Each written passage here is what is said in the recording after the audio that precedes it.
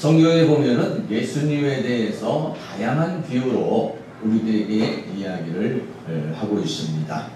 그래서 성경은 예수님과 우리와의 관계를 목자와 양으로 비유해서 예수님을 목자로도 비유를 하고, 또 예수님과 우리와의 관계를 종과 주인의 관계로 해서 주님이라고도 우리가 이렇게 부르고, 또 다른 데는 예수님을 신랑으로, 또 요한복음에서는 예수님이 태초에 계시는 로고스요, 또는 빛이요, 또 포도나무요, 또 생명나무요, 이렇게 다양한 표현으로 예수님에 대해서 이야기를 하고 있습니다.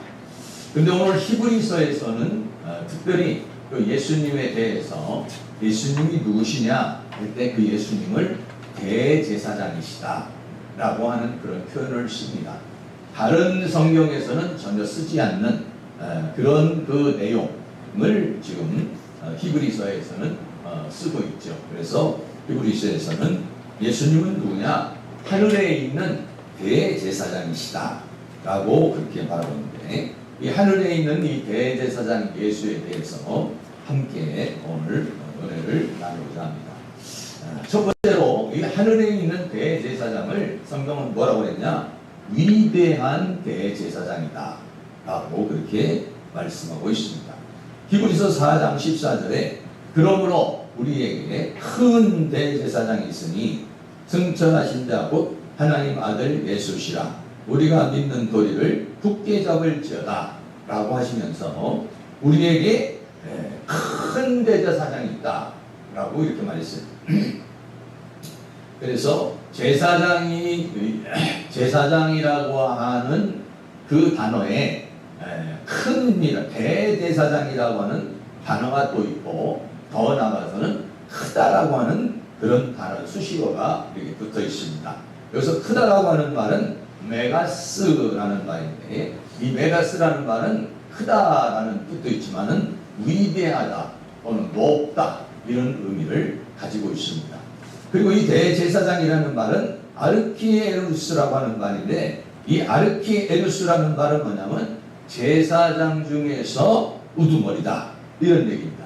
그래서 제사장이라는 말이 원래 히에루스라는 말인데, 이 히에루스 중에 제사장들 중에서 한 명을 뽑죠. 그게 누구냐면 대제사장을 뽑습니다. 그리고 이 대제사장은 어떤 일을 하냐면 1년에 한 번 이스라엘 모든 백성들의 죄를 다 가지고서 지성소에 들어가서 백성의 죄를 사하는 일을 하는 것이 누구냐면은 제사장 중에서도 뽑은 대제사장인 것이죠. 그런데 예수님은 대제사장 중에서도 그 앞에 또 수식어가 붙어서 큰 또는 위대한 대제사장이시다.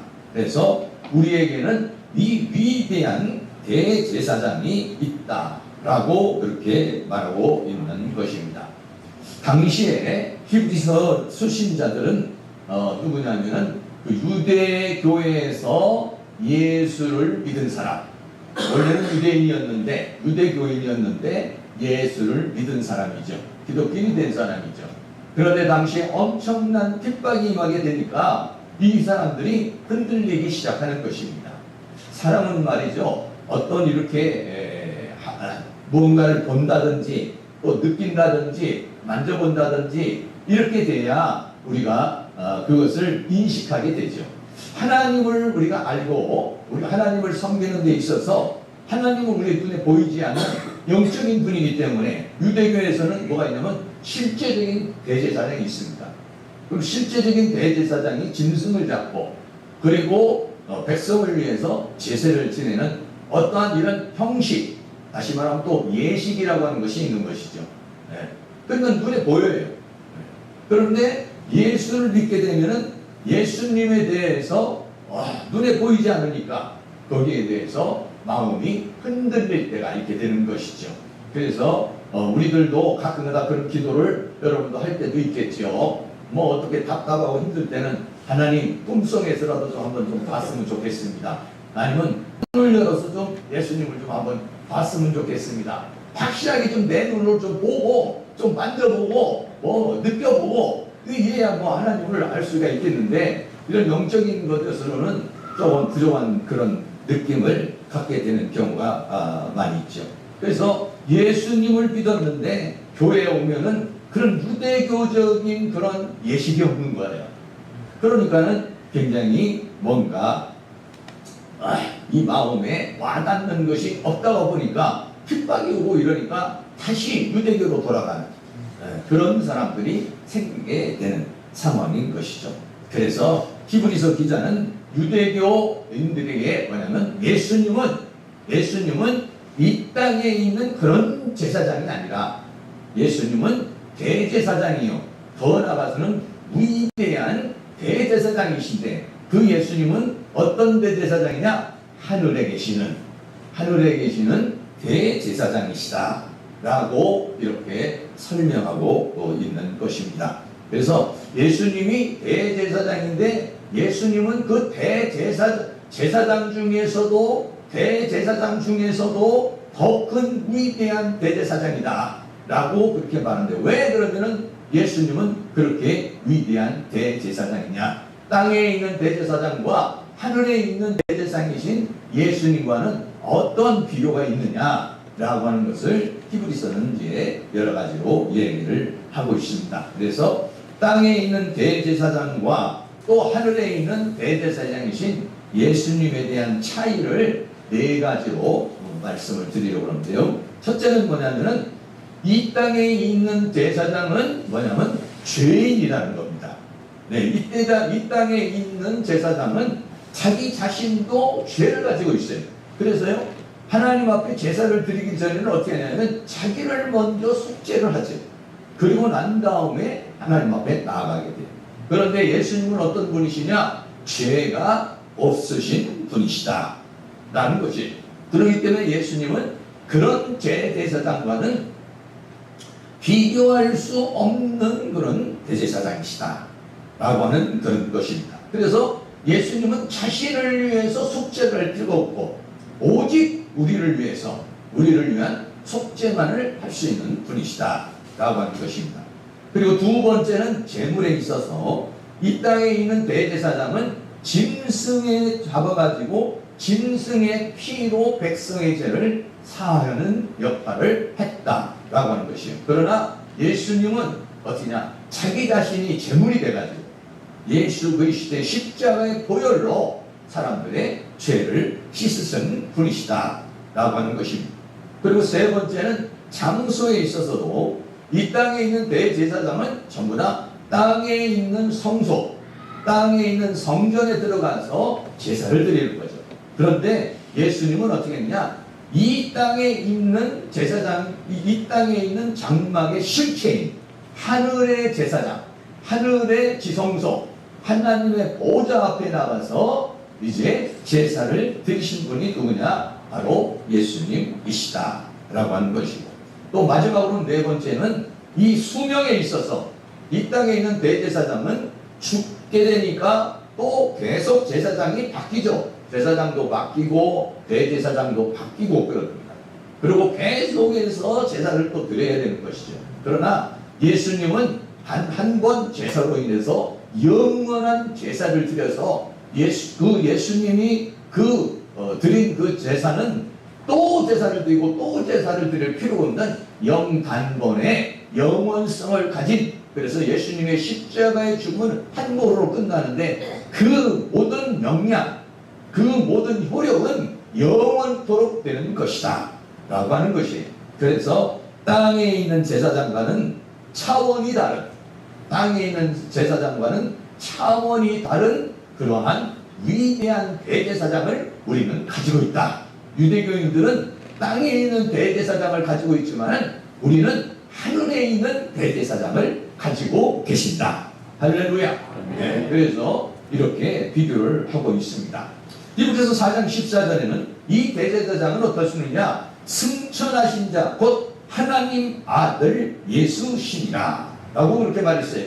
예수님은 이 땅에서 우리의 모든 속죄를 끝내고 십자가에 죽으셨다가 다시 부활하여 승천해서 하나님 보좌의 우편에 앉아 계신 분, 하나님 아들이면서 사람으로 오신 예수님이시다 라고 그렇게 말하고 있어요. 그래서 하나님은 어떻게 되냐, 예수님은 어떻게 계시냐, 지금 하나님 보좌의 우편에 앉아 계시다 그랬어요. 히브리서 8장 1절 같이 한번 읽습니다. 이제 하는 말의 중요한 것은 이러한 대제사장이 우리에게 있는 것이라. 그가 하늘에서 위원의 보좌 우편에 앉으셨으니 라고 그랬습니다. 그래서 예수님은 승천하시고 난 다음에 어디에 앉으시고 계시느냐, 하늘의 위엄의 보좌 우편, 다시 말하면 하나님 보좌 우편에 앉아 계시는 분이시다 라고 하는 것입니다. 하나님 보좌 우편에서 무엇을 하시나요? 하나님 보좌 우편에 앉아서 우리들이 하나님 앞에 나아갈 때 우리의 보증이 되시고 우리의 중보가 되시고 더 나아가서는 우리를 통치하시는 분. 할렐루야. 그래서 하나님 보좌에 앉으셔서 보좌 우편에 앉으셔서 하나님께 나아가는 우리를 어떻게냐, 중보해 줍니다. 우리를 변호해 줍니다.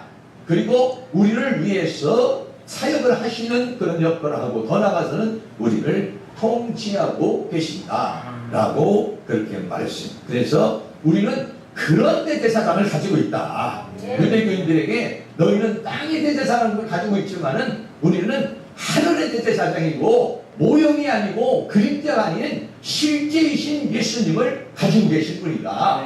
그분은 위대하신 대제사장이시다. 할렐루야. 그렇게 설명하고 있는 것입니다. 그러므로 우리는 그 승천하신 자 곧 하나님의 아들 예수를 우리가 어떠냐, 그 믿는 도리, 이 믿는 도리라고 하는 말이 호몰로기아라고 하는 말인데, 이 믿는 도리라는 말은 호몰로기아라는 말인데, 호몰이라는 말은 호무라는 말이 같이 이런 말이고, 로기아는 말하다 이런 말이에요. 다시 말하면 하나님께서 말씀하신 것을 나도 그대로 동의하는 것, 말씀이 주어졌을 때 그 말씀에 대해서 그대로 믿는 것, 이게 뭐냐면 믿는 도리다 라고 그렇게 말하고 있는 것입니다. 그래서 예수님이 위대한 대제사장으로 계시고 하나님 우편에 앉아 계신다, 성경이 그렇게 말하는 것을 아멘, 할렐루야. 그게 뭐냐면 믿는 도리다. 이 믿는 도리를 어떻게 했느냐, 굳게 붙잡아야 된다는 것이에요. 이 굳게 붙잡는다는 크라테오라는 말은 힘을 쓰다, 단단히 붙들다 이런 말인데, 이 말은 뭐냐면 폭풍이 막 몰아쳐 내려오는 그런 상황에서 그 생명줄을 사약을 다해서 움켜쥐는 그런 동작을 뭐라고 말하느냐, 이거를 크라테오라 라고 그렇게 말하고 있는 것입니다. 왜 그렇습니까? 지금 히브리 성도들은요 엄청난 핍박을 받고 있습니다. 로마의 핍박을 받고 있고 그 유혹을 받고 있고 고통을 당하고 있습니다. 재산이 몰수가 당하기도 하고 때로는 이런 경기장에 투입이 돼서 죽음을 당하기도 하고 또 여러 가지 많은 그런 고통과 괴로움을 당하고 있지. 그렇기 때문에 그 믿음이요 어느 정도 믿음이 되어야 되느냐면은 그 목숨이 위경에 가고 목숨을 잃게 되는 그런 상황에서도 예수님은 하늘에 있는 대제사장이십니다. 할렐루야. 예수님은 나의 구주십니다. 이거를 믿으려고 그러면 우리가 얼마만큼 예수님을 굳게 붙잡아야 되겠는가 하는 것이죠. 저는 가끔 가다가 그런 기도를 할 때가 있습니다.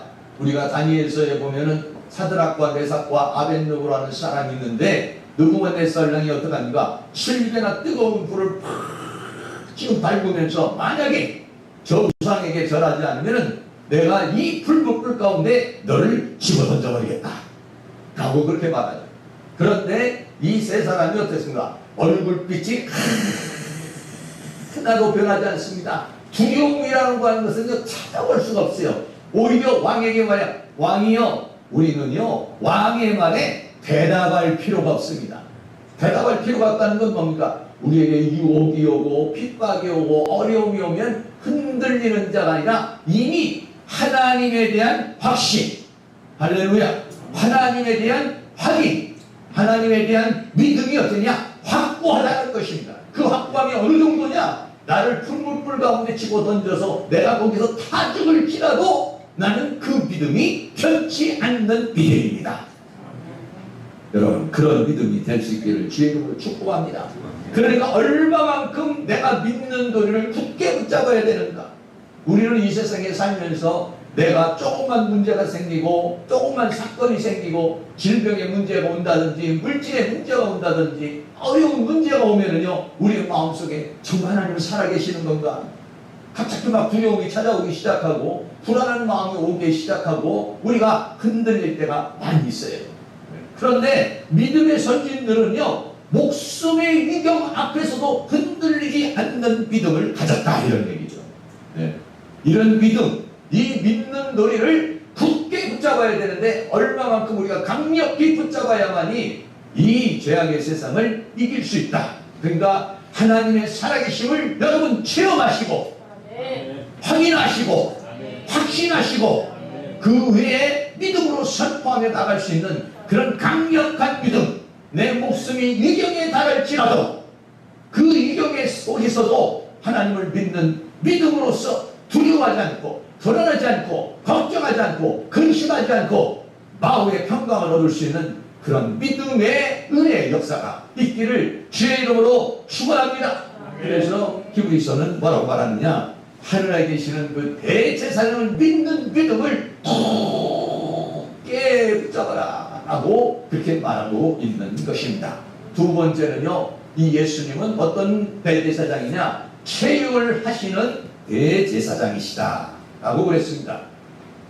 히브리서 4장 15절 말씀에 우리에게 있는 이 대제사장은 우리의 연약함을 체휼하지 아니하는 자가 아니요. 좀 부정으로 이렇게 문장을 만들었죠. 다시 말하면 우리에게 있는 대제사장은 우리를 체휼하시는 분이요 이렇게 말을 해야 되는데 이 부정 단어를 써서 오히려 더 강력하게, 지금 그분은 우리를 강력하게 우리의 연약함을 체휼하시는 분이라고 그렇게 설명을 하고 있는 것입니다. 이 체휼이라는 말이 우리가 잘 안 쓰는 말이죠. 이 체휼이라는 단어는 뭐냐면 심파데오라고 하는 말인데요. 이 심파데오라는 말은 쉼이라고 하는 전치사, 함께라고 하는 전치사가 하스코라고 하는 고통이라는 단어가 두 개, 함께 고통을 당하다 또는 동정심을 느끼다 라고 하는 그런 말이에요.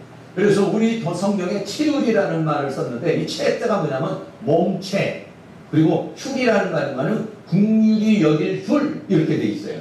그래서 예수님이 이 땅에 오셔서 사람의 몸을 입고 이 땅에 오셔서 우리와 같이 희노애락을 다 해보시고 그리고 그 모든 우리의 인간의 몸을 입고 와서 우리와 같이 그런 모든 삶을 살았기 때문에 몸소 다 체험을 하셨기 때문에 우리가 얼마만큼 힘들고 이 세상을 살아갈 때에 얼마만큼 힘들고 우리가 배가 고프면 얼마나 힘들고 또는 누구에게 배신을 당했을 때는 얼마나 가슴이 아프고 또 어려운 일을 당하면 얼마나 두렵고 이런 것들을 예수님 자신이 육신을 입고 이 땅에 오셔서 다 체험을 했다는 거예요. 그래서 예수님은 저 하늘 보좌에 앉으신 철학적인 신이 아니고 관념적인 신이 아니라는 거예요. 그 예수님은 직접 이 땅에 와서 사람의 몸을 입고 오셔서 살아내신 분으로서 우리의 모든 것들을 잘 알고 계시는 분이시다. 할렐루야. 그래서 우리를 불쌍히 여길 수 있고 내가 하나님 고통스러워요, 내가 힘들어요 이랬을 때 예수님께서 그것을 아신다는 거죠. 얼마나 그것이 고통스럽고 얼마나 힘든지를 안다는 것이죠. 여러분, 내가 암병에 걸려보지 않고 내가 위장병에 걸려보지 않고 내가 관절이 아파보지 않으면요 다른 사람의 아픔을 잘 느끼지를 못하는 거예요. 그런데 예수님은 이 땅에 오셔서 그러한 인간의 삶을 육신을 가지고 입고서 살아봤다라고 하는 것이죠. 배고파도 보시고 가룟 유다에게 배신도 당해보시고 십자가에 엄청난 고통을 당해보시기도 하시고 그러셔서 어떠냐 우리의 모든 처지를 잘 알고 계시는 하나님이시다. 할렐루야. 네. 그래서요 객관적인 하나님이 어떤 하나님이 되어야 되느냐, 주관적인 하나님이 되어야 된다 라고 하는 거예요. 객관적인 하나님이라는 건 뭐냐면 내가 하나님에 대해서는 알겠어. 하나님이 천지를 창조하셨고 하나님께서 이 모든 우주 만물을 주관하시고 하나님께서 예수님께서 이 땅에 오셔서 십자가에 못 박혀 죽으신 것이나 부활하신 거 알겠어. 그런데 중요한 건 뭐냐면 그 하나님이, 그 예수님이 나와 어떤 관계냐, 이런 얘기죠.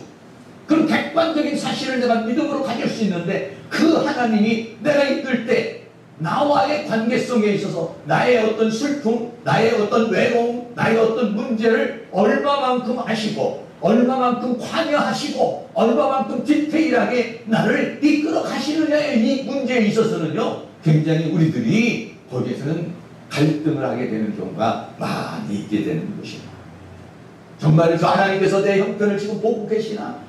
정말 하나님께서 내 상황을 지금 알고 계시나? 내 형편과 처지를 정말 아시고 하나님께서 나를 도와주시고 나를 붙들어 주실까? 정말 내가 너무 힘들고 내가 고통스러워서 내가 견디지 못할 때 정말 하나님이 나를 도와주시는 그 하나님, 객관적 하나님이 아니라 나의 하나님이신가?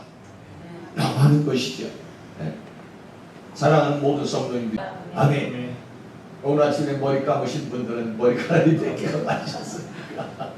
저도 몇 개가 빠졌을 건데, 예수님이 우리를 아시는 것은 어느 정도냐? 내 머리털까지도 세신 바가 됐다는 거예요. 그러니 내 형편과 처지를 예수님은 아신다.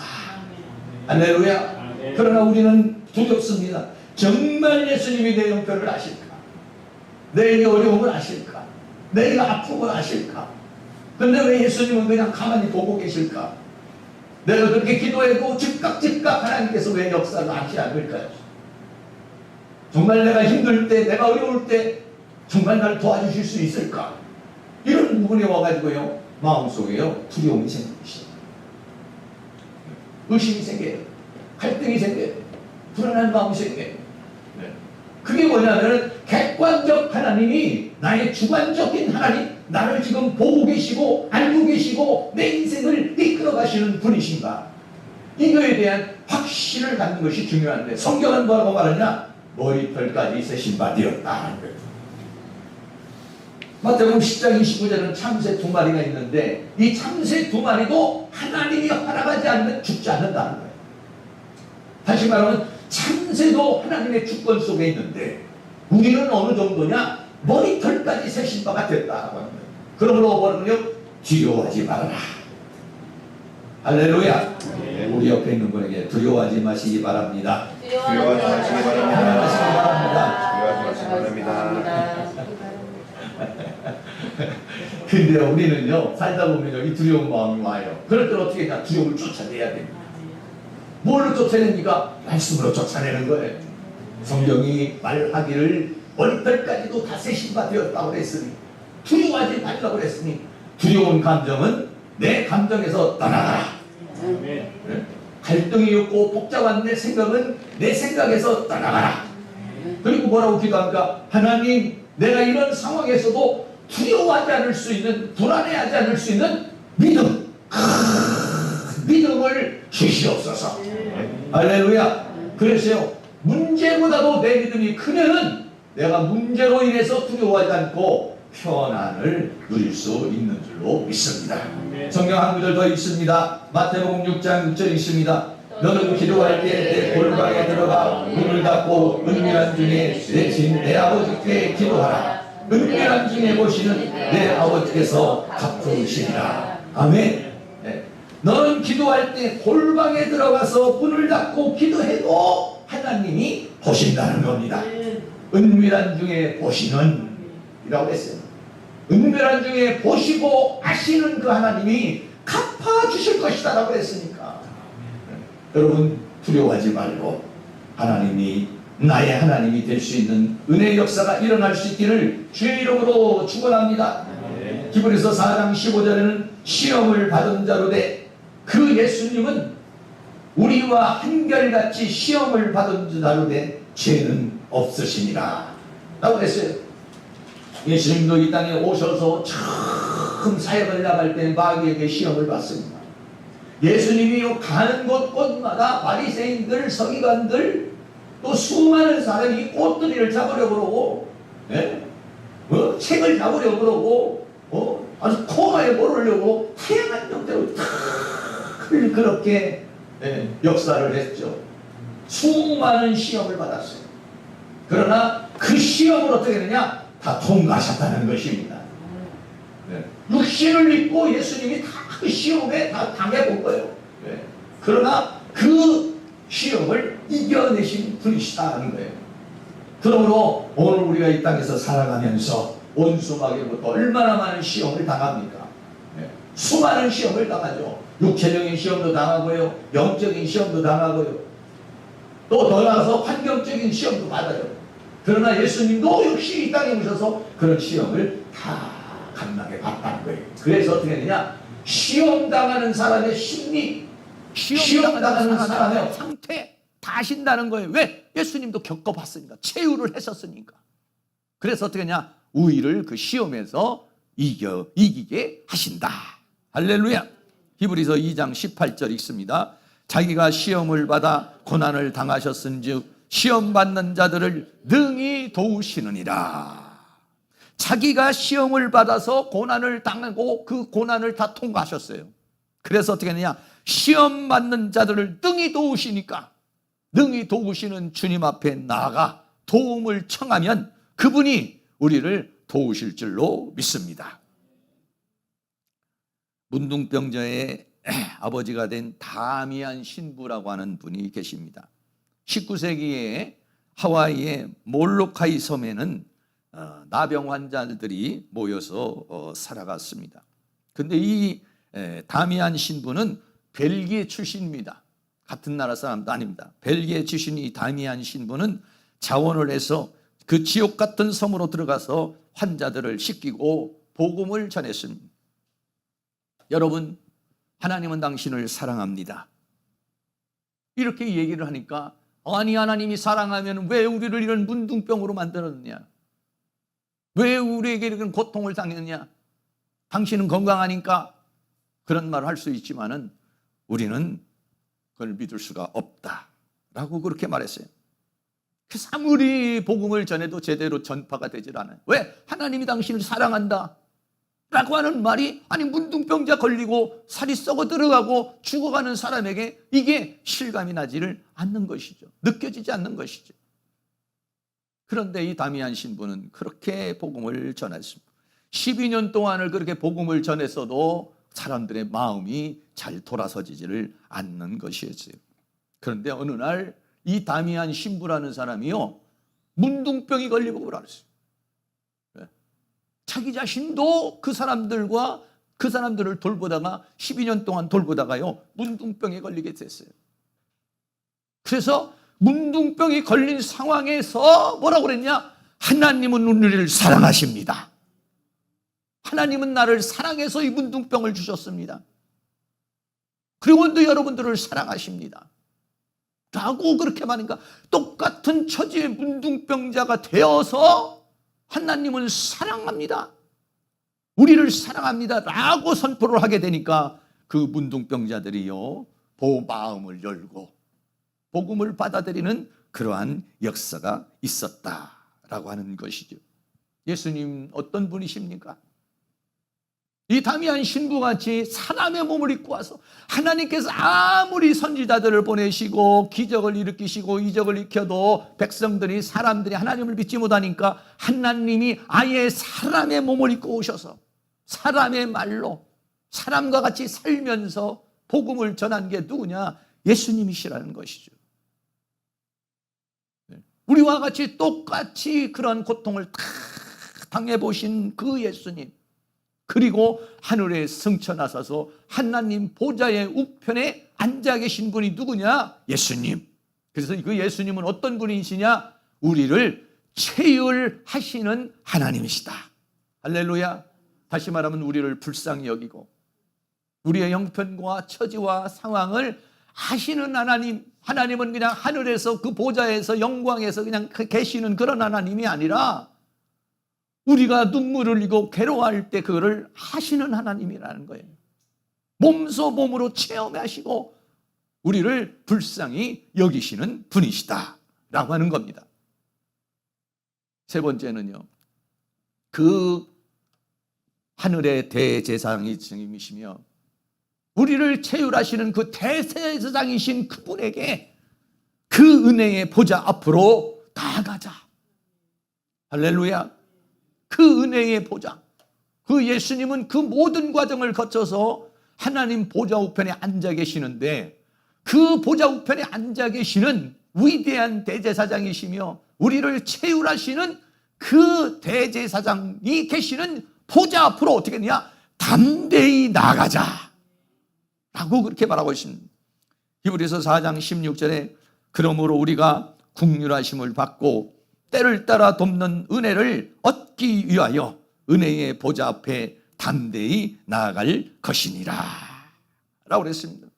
우리가 긍휼하심을 얻고, 이 긍휼이라는 말이 뭐냐면 불쌍히 여김을 받는 거죠. 이 엘레오라는 말이 하나님께서 불쌍히 여기는 것을 가르쳐서 말하는 거예요. 우리가요 하나님 앞에 할 수 있는 기도 중에 하나가 뭐냐면 주여 나를 불쌍히 여겨주세요. 왜? 하나님이 나를 불쌍히 여겨야 하나님의 은혜가 주어지는 거니까요. 성경에 보면은 많은 사람들이 주님 앞에 나와서 그렇게 기도합니다. 마태복음 9장 27절 같이 한번 있습니다. 예수께서 거기서 떠나 가실 때 두 소경이 따라오며 소리질러 가로되 다윗의 자손 예수여 우리를 불쌍히 여기소서 하더니, 두 소경이 예수님을 따라다니면서 하는 말이 뭐냐? 다른 말이 아니야. 불쌍히 여겨달라. 예수님이 불쌍히 여겨야 발걸음을 멈춰주고 은혜가 주어지는 것이죠. 그런데 그 예수님은 어떠냐? 우리를 불쌍히 여기시는 분이시다라고 하는 거예요. 그거를 뭘로 알 수 있습니까? 베드로전서 2장 10절 같이 있습니다. 너희가 전에는 백성이 아니더니 이제는 하나님의 백성이요 전에는 국류를 얻지 못하였더니 이제는 국류를 얻은 자니라. 이미 예수 믿는 사람은요 국류를 얻은 사람이에요. 이전에는, 예수를 믿기 전에는 국류를 얻지 못했어요. 그러나 지금은 어떠냐? 하나님께서 나를 구원해 주시고 하나님께서 나를 부르신 것은 내가 어떠냐? 하나님의 국류를 얻은 것이다, 이런 얘기예요. 하나님이 나를 불쌍히 여겨서 이 죄악된 세상에 그냥 두지 아니하시고 하나님께로 인도하셔서 예수 믿어 구원받게 하셨다. 그러니까 우리는 뭐냐면 이미 국률 안에 들어온 사람들인 것이죠.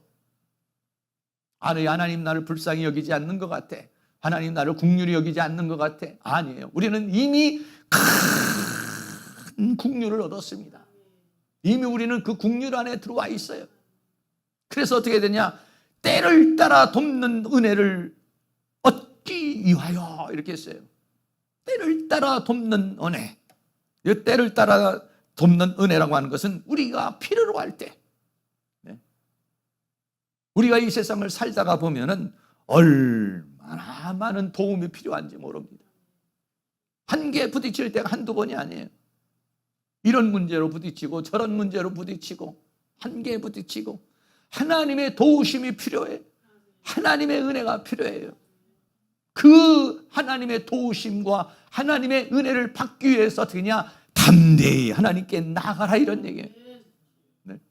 때를 따라 돕는 은혜. 왜? 뭐 수 없는 상황 속에서 우리가 도움이 필요하죠. 여기서 돕는다는 말이 뭐냐면 보에데이아라는 그런 말입니다. 이 보에데이아라는 말은, 보에라는 말이 뭐냐면 부르짖다, 이런 말이고, 데오라는 말이 뭐냐면 달려가다, 이런 말인데, 부르짖을 때 달려온다, 이런 뜻이에요. 돕는다는 말이, 보에데이아라는 말이 뭐냐면 부르짖을 때 달려온다. 다시 말하면 우리가 어떤 위기에 처해서 정말 죽겠습니다, 너무 힘들어요, 너무 고통스러워요 라고 했을 때 전속력으로 달려와서 우리를 구출해 주시는 분이 누구시냐? 예수님이시다, 이런 얘기예요. 할렐루야. 그런 체험과 경험이 여러분에게 더 많이 일어날 수 있기를 주의 이름으로 축원합니다. 그래서 우리를 그 때를 따라 돕는 은혜를 얻기 위해서 어떻게 되느냐? 은혜의 보좌 앞에 나아가는데, 은혜의 보좌 앞에 나가는데, 이 은혜의 보좌는요, 하나님의 보좌는 원래가 무슨 보좌냐면요, 심판의 보좌예요. 그런데 우리는 국류를 입어가지고요, 그 심판의 보좌가 뭐가 됐느냐면 은혜의 보좌가 된 거예요. 그 은혜의 보좌가 나가는데요, 그냥 발발 떨면서 사실 나가는 게 아니에요. 어떻게 나가느냐? 다 담대히 나갈지라. 거리낌이 없이 나가라는 거예요. 거리낌이 없이.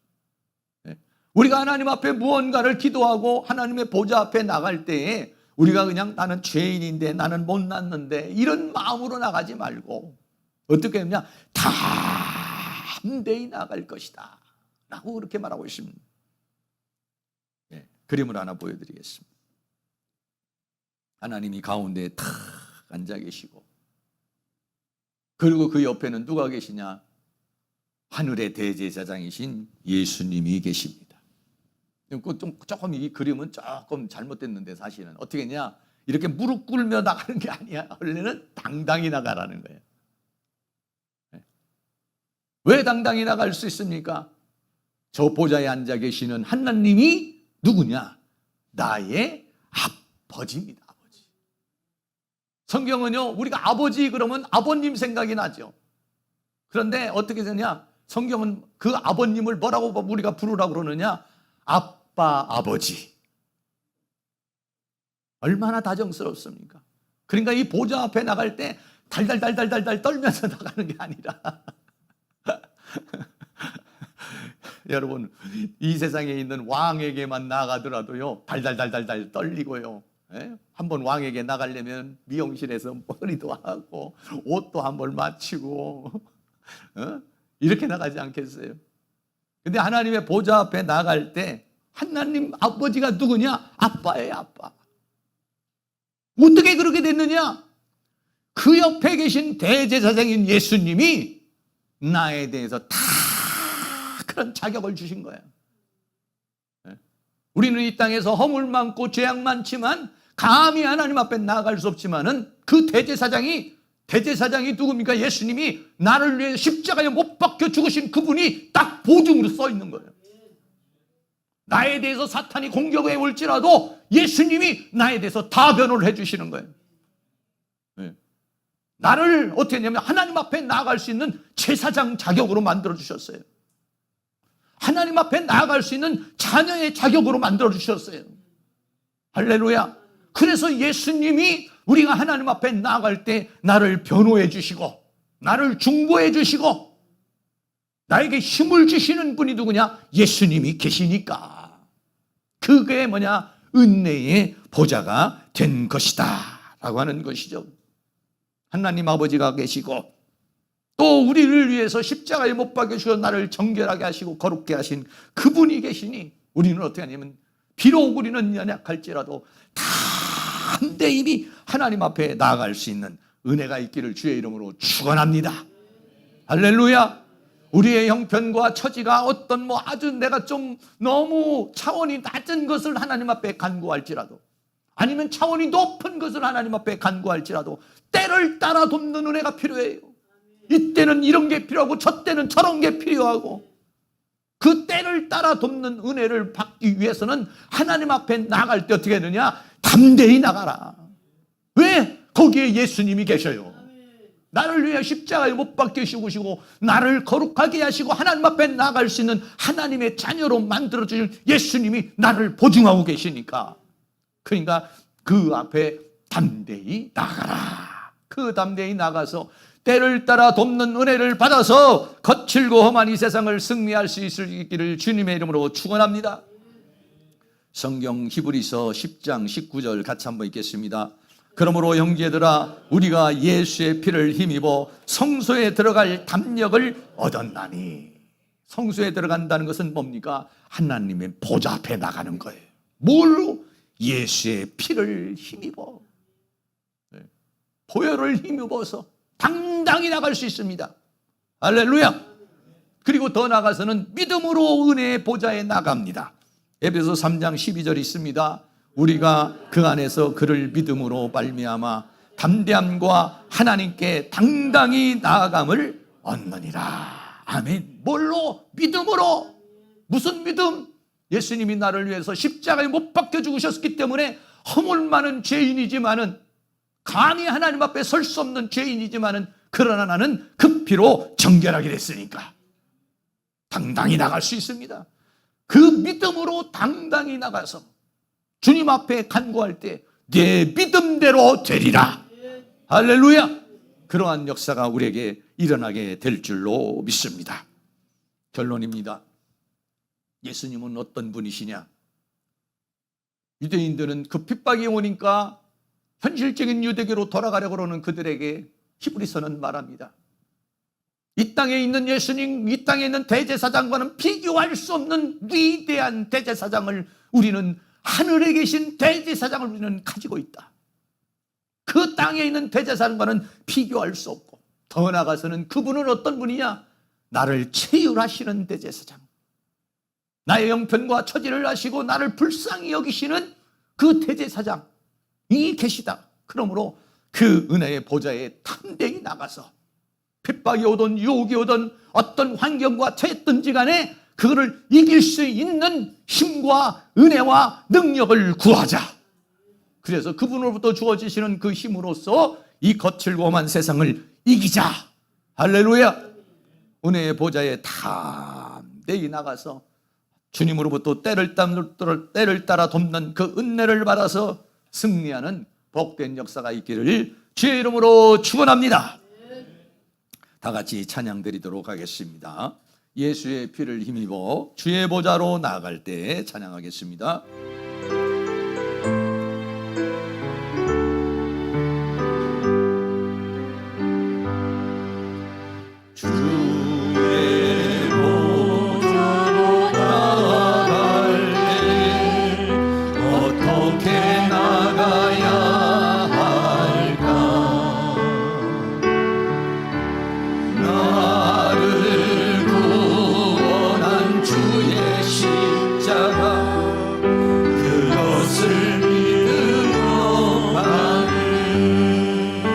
보좌로 나갈 때 주의 보좌로 나갈 때 나 여전히 부족하나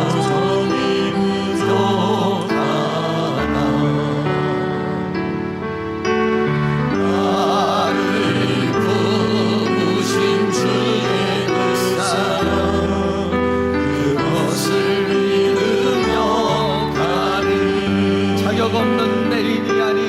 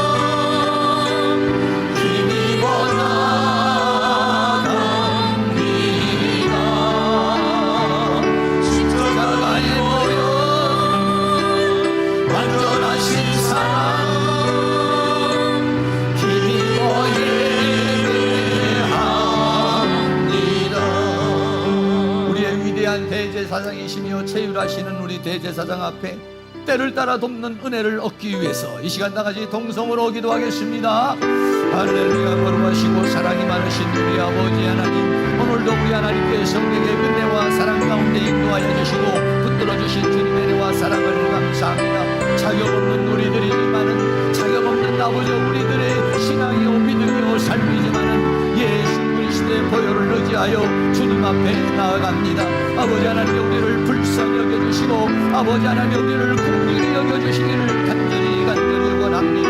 우리는 이 세상을 살아가면서 얼마나 때를 따라 돕는 은혜가 필요한지 모릅니다. 때로는 육신적이고 때로는 영적이고 때로는 심적이고 때로는 환경적이고 여러 가지 많은 부분에서 정말 주님의 은혜가 필요합니다. 주님의 도우심이 아니면, 주님의 은혜가 아니면 살 수가 없습니다. 주여, 주님의 은혜가 아니면 살 수 없는 우리들을 아버지 하나님, 우리를 불쌍히 여겨주시고 긍휼히 여겨주시기를 원합니다. 우리들 모든 사랑하는 성도들이 주님 앞에 나아갈 때에 강하고 담대한 마음으로 주님 앞에 나아갈 수 있도록 하나님께서 우리에게 믿음을 주시고 은혜를 베풀어 주시기를 간절히 원합니다. 나를 체휼하시는 하나님, 위대하신 예수님, 아버지 그 주님이 계신 그곳으로, 주님이 계시는 그곳으로, 하나님이 계시는 그곳으로 나의 아버지 앞으로 나아가 때를 따라 돕는 은혜를 받아서 거칠고 험한 이 세상을 승리하며 살고 시험을 이기며 살게 하여 주시고 어둠을 이기며 살게 하여 주시고 주께서 맡겨진 사명을 감당하며 살아갈 수 있는 저희들이 되어질 수 있도록 우리 하나님께서 은혜와 사랑으로 인도해 주시기를 간절히 원합니다. 아버지 하나님, 우리를 불쌍히 여겨주시옵소서.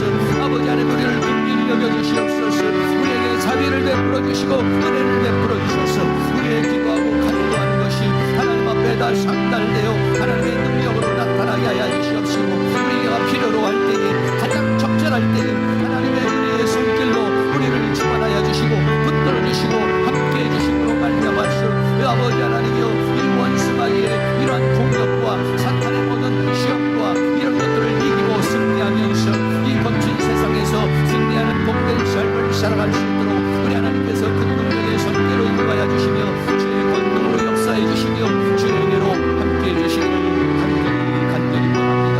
주님 도우시고 인도하여 주시옵소서.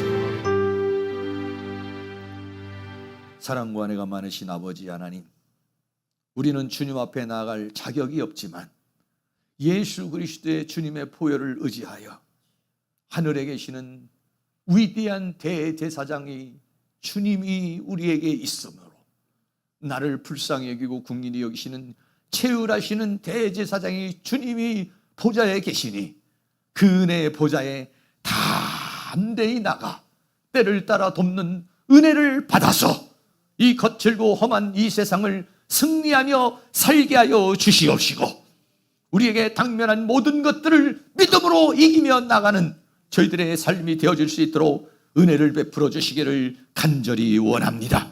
우리의 머리털까지도 새신 바가 되시는 하나님, 나의 모든 형편과 처지를 보시고 계시고 알고 계시는 나의 하나님, 하나님께서 나를 가장 최상의 길로 인도하여 주실 줄로 믿습니다. 아버지 하나님, 우리에게 믿음을 더하여 주시옵시고 하나님, 우리에게 은혜를 더하여 주셔서 오늘 우리에게 당면한 이런 모든 문제보다도 더 큰 믿음을 주셔서 하나님의 은혜 가운데 승리하는 우리의 삶이 되어줄 수 있도록 은혜를 베풀어 주시옵소서.